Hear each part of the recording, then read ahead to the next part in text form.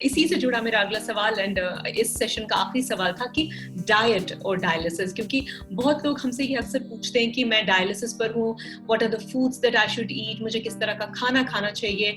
तो सर यही मैं आपसे पूछना चाहती थी कि कुछ ऐसी बातें डाइट से जुड़ी जो लोगों को ध्यान में रखनी चाहिए।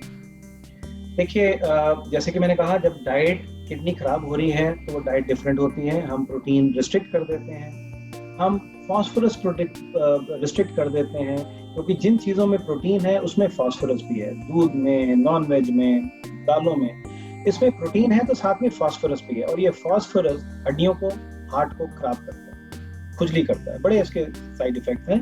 तो हम डाइट में प्रोटीन को रिस्ट्रिक्ट करते हैं, फास्फोरस को रिस्ट्रिक्ट करते हैं, और फास्फोरस को कम करने की कुछ दवाइयाँ भी दी जाती हैं। जब डायलिसिस पे पेशेंट आ गया तो अब हम बोलते हैं कि प्रोटीन की मात्रा हाई कर दीजिए। जब हाई प्रोटीन होती है तो साथ में फास्फोरस भी जाता है। तो फास्फोरस कुछ तो डायलिसिस के जरिए निकलता है, कुछ हम दवाइयों के जरिए उसको निकालते हैं, और जो फास्फोरस बाइंडर्स बोलते हैं। लेकिन जो डाइट का आप सवाल पूछ रहे हैं, मोस्टली रिस्ट्रिक्शंस पेशेंट्स की खत्म हो जाती हैं जब ये लोग डायलिसिस पे चले जाते हैं, barring a few. And what are those few? Kidneys का काम है पोटेशियम को निकालना। पोटेशियम नहीं निकलेगा तो ब्लड में पोटेशियम जमा हो जाएगा, और ये पोटेशियम हार्ट को रोक सकता है। इतना डेंजरस चीज है ये पोटेशियम। पोटेशियम किन चीजों में है? ऑब्वियसली जब किडनीज काम नहीं कर रही तो हम कहेंगे, सलाह देंगे पेशेंट्स को कि वो चीजें जिसमें पोटेशियम ज्यादा है वो आप मत खाइए। फ्रूट जूसेस, खास करके सिट्रस फ्रूट्स, नारियल पानी, नींबू पानी और बाकी के citrus fruits, plus as I said coconut water, plus dry fruits, ये चीजें हैं जो which are very rich in potassium.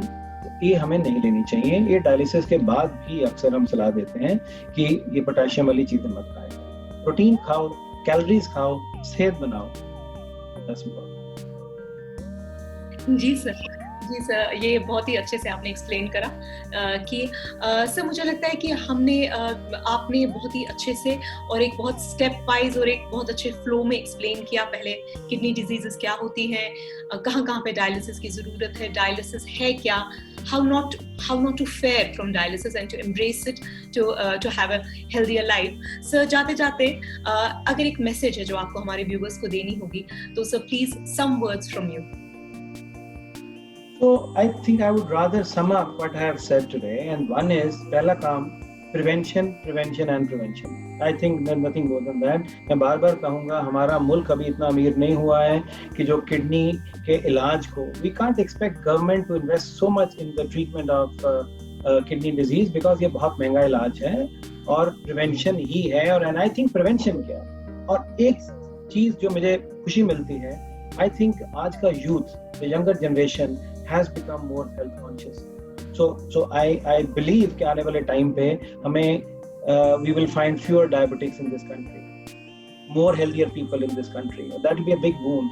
I am waiting to see that day. That's one. So prevention से बड़ी चीज कोई नहीं है। दूसरा, अगर God forbid किसी को किडनी की प्रॉब्लम हो भी गई है तो ये जो डायलिसिस और ट्रांसप्लांट, आज हमने ट्रांसप्लांट की बात नहीं कर पाए for the possibility of time, लेकिन ये दो हथियार ऐसे हैं जो आपको एक बहुत बड़ा एक कॉन्फिडेंस दे सकते हैं।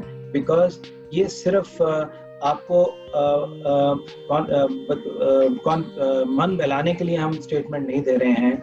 These are actual truthful statements which say that people even after reaching end stage kidney disease, which means जब उनका किडनी का फंक्शन बिल्कुल खत्म हो जाता है, उसके बाद भी 15 से 20 साल से भी ज्यादा डायलिसिस के ऊपर रह सकते हैं। एक ट्रांसप्लांट भी 15-20 साल से भी ज्यादा चल सकता है, और ट्रांसप्लांट तो 2 बारी भी हो सकता है, 3 बारी भी हो सकता है। तो longevity of life can significantly be improved with these words like dialysis and transplant. तो इनको हवा मत बनाइए, इनको अपना दोस्त समझिए।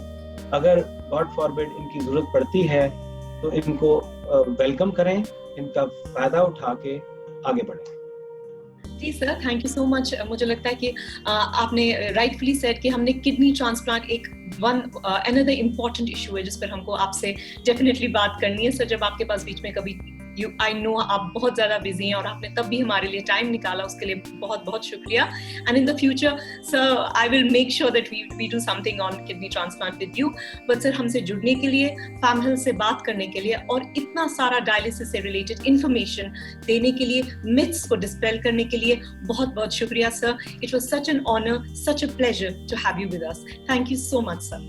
And thank you very much. And my message to all the viewers today: stay safe, stay healthy, और collectively और मिलजुल के COVID-19 को हमने हराना है. जी सर, थैंक यू.